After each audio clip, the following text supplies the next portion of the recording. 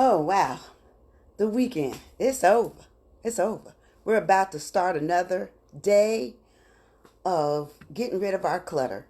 That's what we're going to work on today. Getting down into our basement. Good morning, Facebook. Good morning, Facebook Live. Good morning. I got my coffee. I have my little confidence going, and I'm a little serene about it. It took me a minute to get the coffee going this morning. I don't know what was going on with it, but it wasn't working right. But guess what?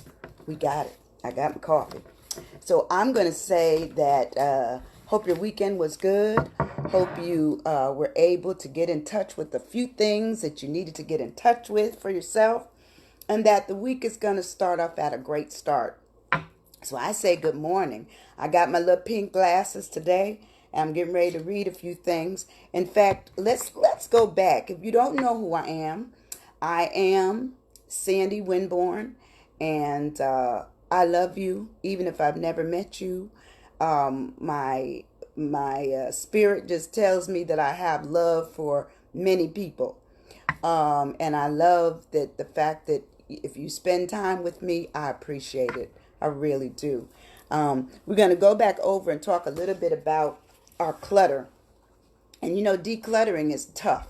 I think last week I spoke a little bit on if your house is full. Sometimes you don't even know what you have. You go out and buy the same thing over and over and over again because you don't know you have that item or that you already have it in your home. And that's how we are. We get to the point where we might be little hoarders. I know that I think I spoke on this before too. If you've been in a house 25, 30 years and you have 25, 30 years of stuff, that's what you have. And it's okay. It's okay. However, what they say is that when you have too much stuff, not only does the stuff make a cluttering in terms of movement, it also clutters your mind and the free flow of ideas and what's next and having clarity in your home. So I'm going to say that if we can't do anything else, we need to make great attempts at getting rid of our clutter. And how do we do that? We start off one day at a time. Look, sometimes you may have to start off with just a drawer. Get that drawer together. And I tell you, this downtime, this quarantine time has really helped me. I swear it has. It's given me an opportunity to zero in on some things that I hadn't zeroed in on in a long, long time. And it's wonderful. I cleaned out some drawers. I'm setting up some clothes to give away whenever we can go out and do that again, either through Goodwill or some of the organizations, like some of the women's organizations that are looking for clothes, or some of the bigger places as well. I just want to do my part of giving to someone that could certainly benefit from what I no longer use or have too much of. Let's be honest. Sometimes we can use stuff, but if you got too much of it, you'll never get to it. So therefore, it's an item that is just taking up space. So when we talk about our clutter, and it says that over the years I've collected so many supplies and things that I thought I needed in my life in order to live. And then one day it became crippling to me that I had too much stuff. And it says that basically I felt that I couldn't live without it, and sometimes the treasure of our parents, or our children. At one time, my refrigerator was just absolutely covered. And then I realized that she didn't have any attachment to it. And so I started taking pictures of it. And finally, I was able to get rid of some of them. But I still have some. I don't want to lie. I still have some. But it says, but when I've learned my lesson that too much stuff gets in my way, I'm on another good playing field for going forward. But if I continue to let the things that I've purchased and the things that other people have left to me, because we're in a time now that when our parents pass on, they will leave us stuff. Well, I'm the baby out of 10. So everybody that has gone on before me, I had to go through their stuff. And I tell you, when my mother died, that was a big lesson for me. That was I know my nose is running this morning, just maybe from the coffee, but I ended up giving away, throwing away, selling, whatever I could do. I was making my best attempt of getting rid of this stuff. And my mother lived to be 3 weeks shy of 95. And so, therefore, because I was her change of life child, I was the one that was pretty much given all the responsibility to take care of her. And I did that. I did that. But I tell you, I was so burdened. I was so burdened where I'm going to be honest with you this morning. I'm going to confide in you and let you know that I literally had a storage shed in New York with all my mother's stuff in it. And that was after I had already gone through the process of giving away, throwing away, selling. So that will let you know how much stuff my mother had. And what the lesson I learned, I didn't learn it well. I learned it that I had to get rid of that stuff. So eventually I went back to New York and spent 2 weeks of doing nothing but, sorting, giving, throwing. Again, that was my second time around. So sometimes we have to realize that building up stuff in terms of what we accumulate over time, it's good, but then it's also to our detriment. And so we really need to get rid of stuff. And I don't just mean physically get rid of it. Sometimes we need to get rid of what's in our head. We need to get rid of what's in our heart. We need to get rid of people. We need to just kind of declutter our lives and get to a point where we know who we are. We understand our mission and we're good, but because we've so long been of the I would say of the mindset that the people that we want in our lives, we will do anything to keep them. And having come from that frame of counselor, I know that sometimes when the persons that we love become more important than ourselves, then that means we are forever in a giving mode. We never know who we are because we give so much that we are depleted. And so when we're home or when we're by ourselves, we feel absolutely collapsed. And so that's what this program is all about. And I'm giving it to you, as I said, for free. Now, I work privately, but this stuff is for free because this quarantine time to me is an opportunity to give, not just to my community and those who know me on Facebook, but share this. Give this information to other people. Let them know that there's somebody out there. I'm not famous. I don't have any money stocked up anywhere. I don't have any of that going on. But what I can tell you I do have is I have compassion and love for people. And I also love myself enough to know that what I'm doing for myself, which has value, which is giving me more understanding of my way forward, then I can certainly pass that on. And that's what my prayer is that I will do for you, every single one of you. So we got some little things I want to go back over. If you're joining me for the first time, I say thank you. I want to talk about how you learn, which is your learning styles. We're going to be visual learners, we're going to be auditory learners, or we're going to be kinesthetic learners. And that means the kinesthetic is that we move. You're out among nature. You may be a runner. You may be okay. All of that says that's how you learn. You learn from the birds and the bees and all that kind of stuff. The auditory learner has to hear it, and of course, the visual learner has to see it. And so, we've gone over these, but I just want to make those new people coming into the room not feeling like they've missed too much. And the other thing is we want to talk about our multiple intelligences. And this is anything that goes beyond, I say, IQ. Don't worry about how smart other people may be. Concern yourself with who you are. And you will find out that you have talents you've never delve into. And that's what I'm recommending. Figure out for yourself. I put this on every one of my videos after I'm done. When I post them to Facebook, I will go back in and actually put the information that talks about, if you have musical intelligence or you have linguistics intelligence or interpersonal, I will give you all of that. And so I just want you to know that these things are vital. You're sitting on your ability to write a book. You're sitting on your ability to create, fashion, or look at becoming the next you, whatever that area may be.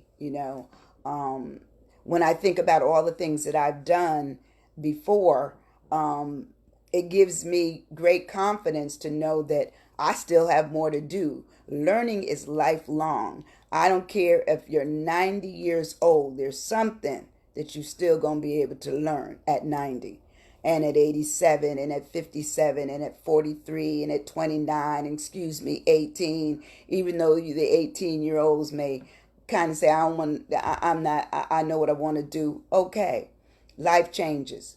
One of the things they talk about life is that your life at 18 in no way will mirror your life at 35. In no way will your life at 35 mirror your life at 75. You're going to find that with each decade, with each year, there's things that you're going to learn to say, I'm not looking back, So I'm going to ask you that question. Are you stuck? Yes, we are all stuck. We're all stuck.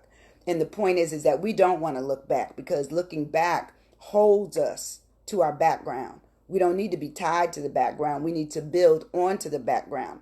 So what we go forward with is what some of the nuggets that we learned were poignant enough, that once we take them forward, nobody can do anything with them. That's our stuff. That is our stuff.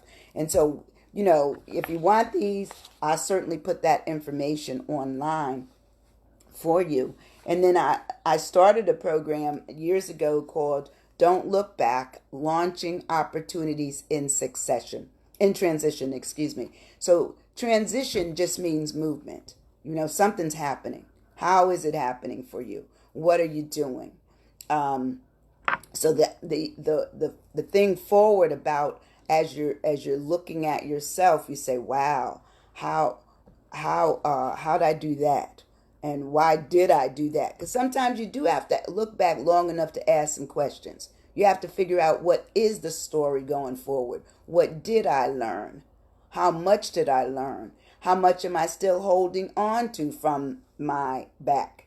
And how can I build on it going forward, that I won't keep doing the same thing over and over again? Because I think the saying says, if you keep doing the same thing over and over again, you get the same results. So we don't want to have the same results. We want to leave quarantine and come out on the other side of our new selves. So I got some things for you. I always have something for you. So we're going to talk about the decluttering. And we want to declutter things. We want to declutter situations.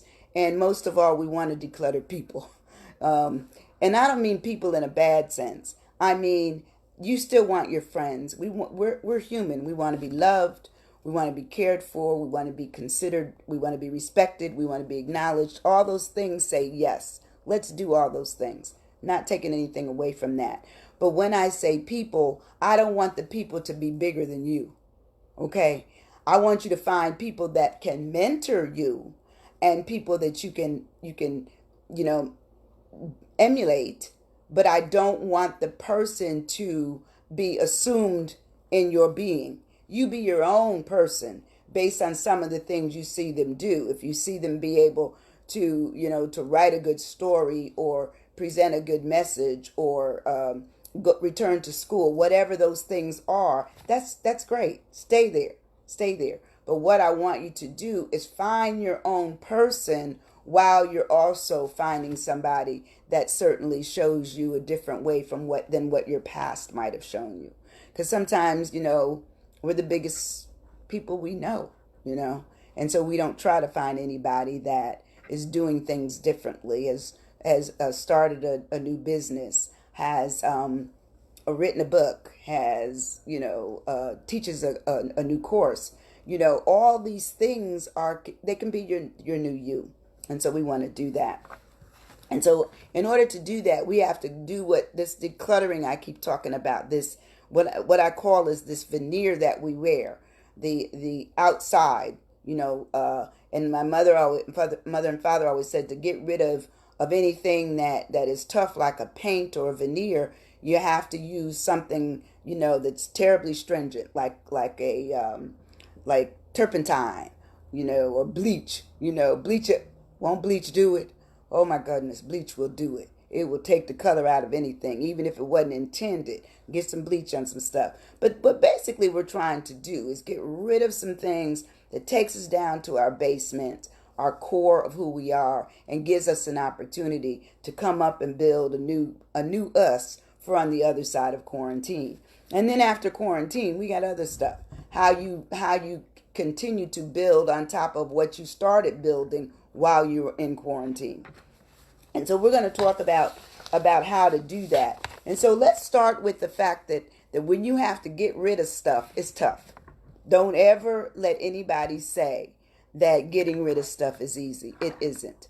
It's the emotional attachment you have to it. It's the feeling it gave you. For some people, it's very exciting for them to be in the middle of everything, And I'm telling you, I like a good party. I'm not a drinker, not a smoker, but I like a good party. I just like to dance. As my girlfriend said, every once in a while I want to go down to the floor and come on back up. But I don't stay there, okay? Can't. Too old for that. But the point I'm making is that just have a way of looking at yourself as acknowledging what you like to do and finding how well it will serve you going forward if you continue to only do those things that you used to do or you currently can't do. And certainly socializing is a big thing, and we love to socialize. We are social beings. We are people that love, partying, a good conversation, dinner with friends, all those things, working on projects together. Those are good things. I'm not trying to tell you to take those away. But what I'm trying to say is, how do you unpack your shame? That's private. How do you unpack your fear? How do you unpack your anger? How do you unpack your trust issues? How do you unpack, your failures? All those things are in our past that we may not have dealt with. We may not have. And so the veneer becomes all the people that we hang out with, or all the things that we run and buy, or the things that we bring in on top of us. And they said anytime you have a lot of things on top of you, you're hard to be found. Hard to be found. And so what I'm saying to you is, come on out of there. Let's figure out how it can be done. Unpack all of that. So I challenged people starting last Tuesday to start journaling, or at least get you a piece of paper and a pen. And I'm hoping when you're with me every day, not only do you hit the share button, but that you're actually writing some things down. But you can always go back and listen to these tapes, these videos that I'm doing, because I did start my own YouTube page, and I will put it in the area of the post that lets you know that where it is. But I do have it, and it is under Sandra L. Winborn, PhD. For some reason, I have one on Facebook. I'm under Gary, and that's because while I worked for the federal government, they made me use my own name, so I got all mixed up. So since I've left the government, I had to start a new one. So my maiden name is in there under Gary. So it's Sandra Gary Winborn. That's my Facebook page. And then under YouTube, you would go to Sandra L. Winborn, PhD. But anyway, I'm just so happy that you're here. I thank you so much. Let's get started on today's questions now. Hope you have a pen and paper, because we're gonna do our questions. And today's questions are we ready? Put on my little pink glasses so I can see. Okay.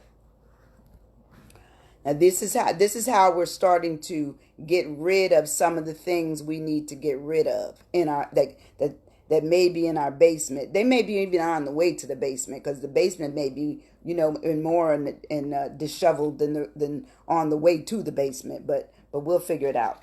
It says this next question is: are you currently the person you thought you would be? Are you currently the person you thought you would be? That's a question. Are you? Be honest. be honest. Um, you know, I think many of us, if we really take a real serious assessment, we're not who we want to be. And we don't have an idea of who we want to be. But this time right now, you can do that. You know, give yourself permission to go on in, make a determination of, you know what, I want to be, and write down what you want to be. You know, or currently I am not where I want to be. Write it down. That's important. It says my next question is, what does your ideal significant other look like? Now, some of you may have boyfriends, girlfriends. You may have just friends, okay, that have benefits. I don't know. But the point I'm making is that what are they? How good are they for you? How good are you for them? Are you moving along further into a deeper friendship, a deeper love, a deeper kindness, a deeper understanding? You know, where are we? Where are you? You know, where's the relationship going? So what's that ideal person look like if it's not the one you have? And if it is the one that you have, write down the fact that they are.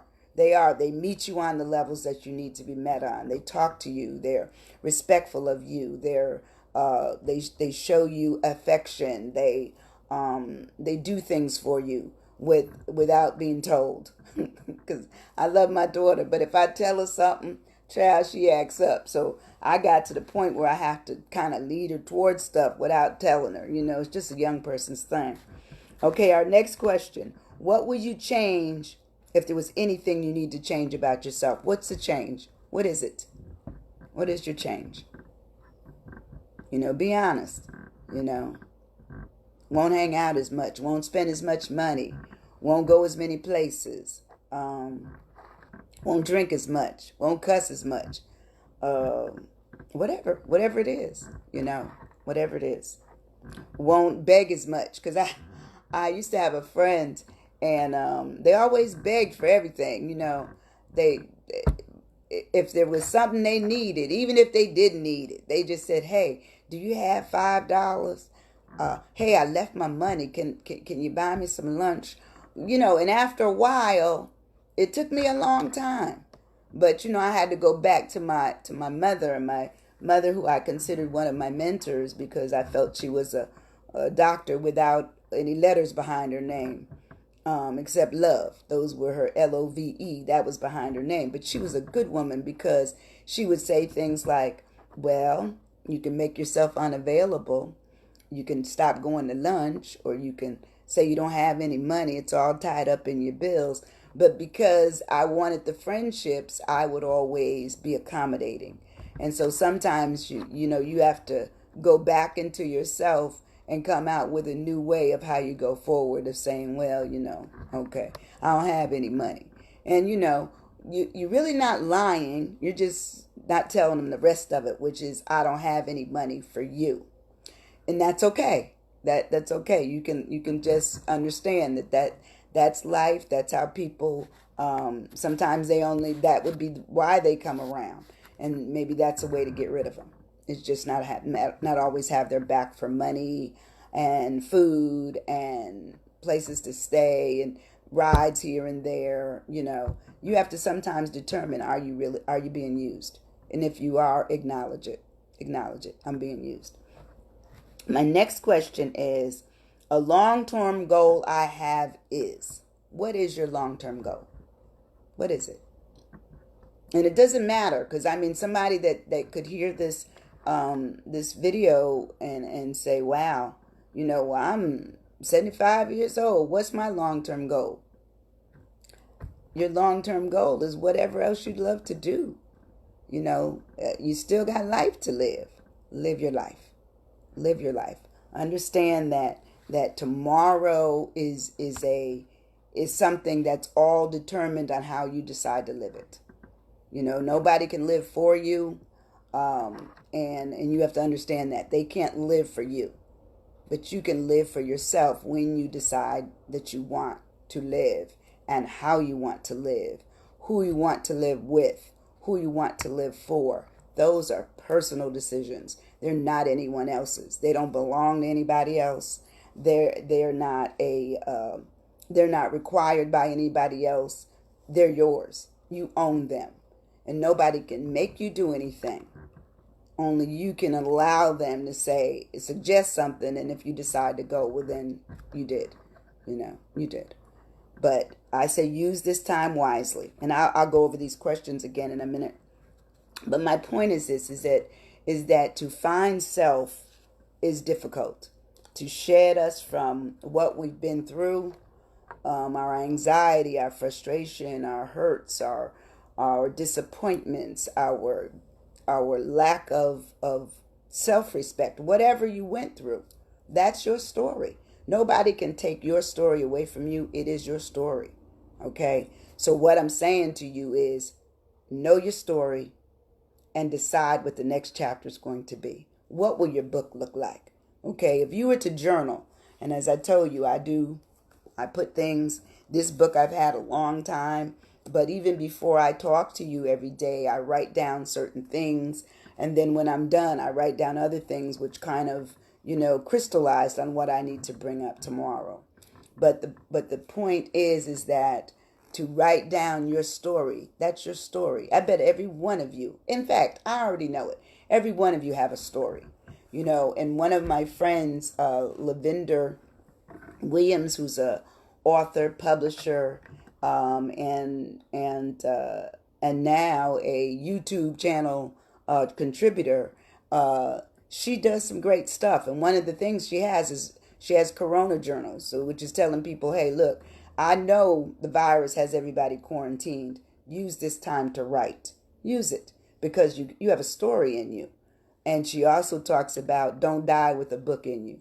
And I think there's so many of us, by our parents, we didn't get their stories, or our grandparents, and they had wonderful stories because that's the shoulders that we stand on. So we really need to look to our parents, our grandparents, and all of them to give us some what I call the foundation.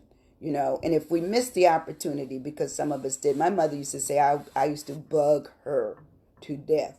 She said, don't you have anything else to do? And I would interview my mother.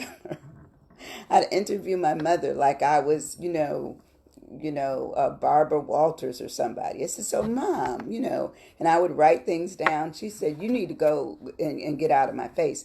But but she didn't know that I was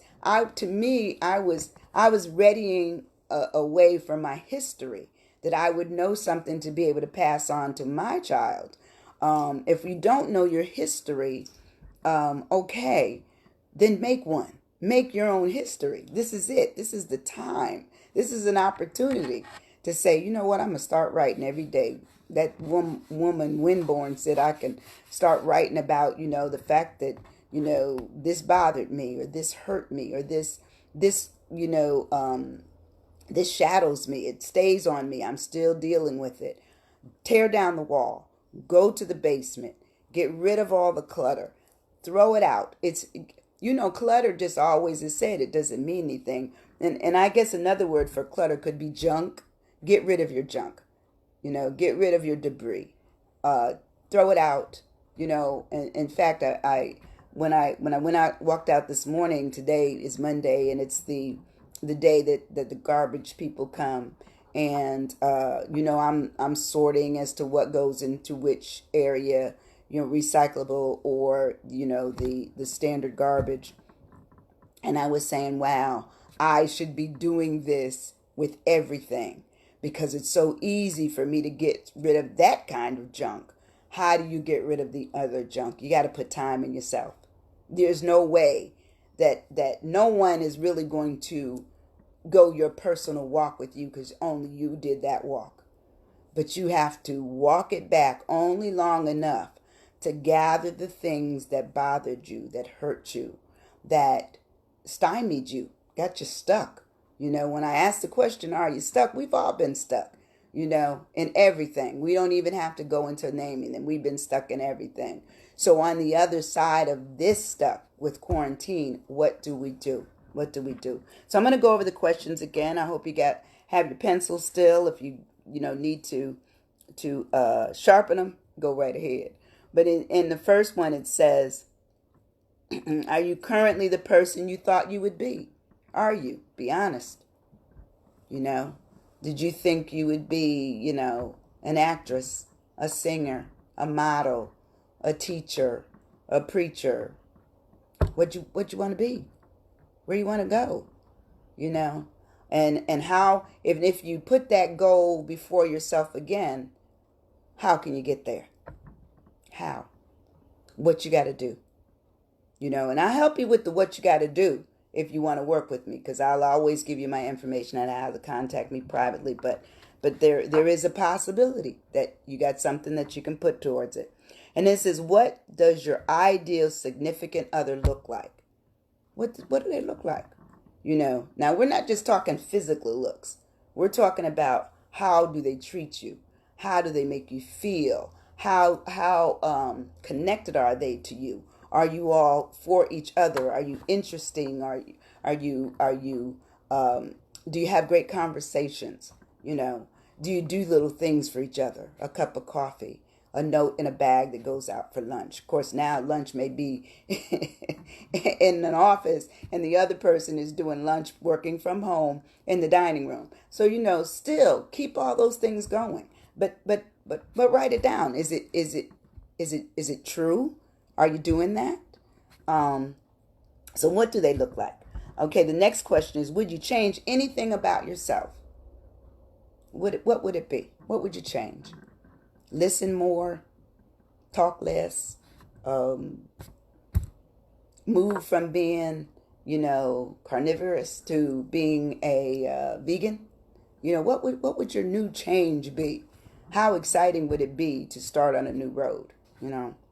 And the last question is, a long-term goal of yours is, what is your long-term goal? What is it? And it may even go with what you thought you would be. Don't worry about it. Just keep writing. Keep writing. And anytime during the day you have thoughts you want to get back to, jot them down.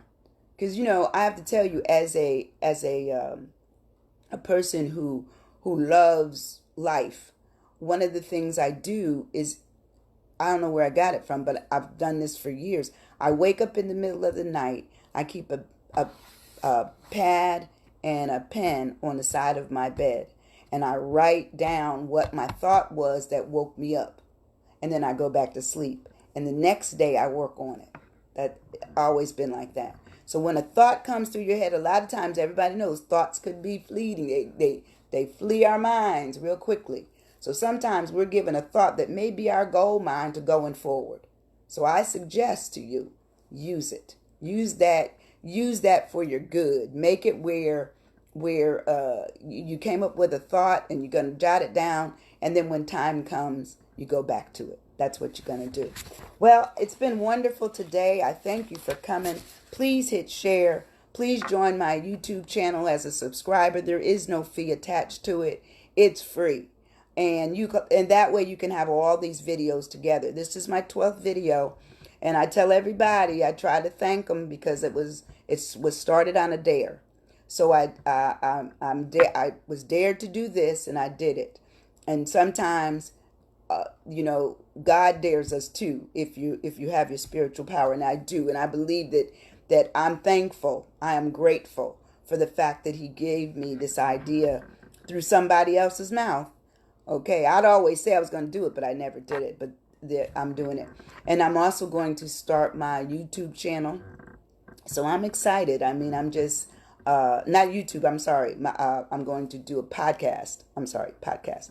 So as you see, I'm leveling my playing field where I can play in any lot that I want to. Launching opportunities in transition, any lot I'm going to play in. It's my lot. And so I'm going to do the Facebook Live, I'll do the YouTube, and I'll also do my podcasting. I'm branding myself, and I'm hoping you will come with my journey. I do feel that, once again, I'm not famous. I don't have 10,000 followers. I don't have 1 million followers. I'm not a Kardashian. I'm Sandy. Okay. But I think what I have to offer is just as is priceless because it's so given from the heart. I'm just giving this away because I feel it's helping me to help you. So I'm going to go out on a song today, and I'm going to put on my little pink glasses. Thank you. I'm going to do Stand, just a little bit of it. What would you do when you've done all you can and seems like it's never enough? Tell me, what would you give when your friends turn away and you're alone? Tell me, what would you do when there's nothing left to do? And the Lord said he'll take it away. You just stand.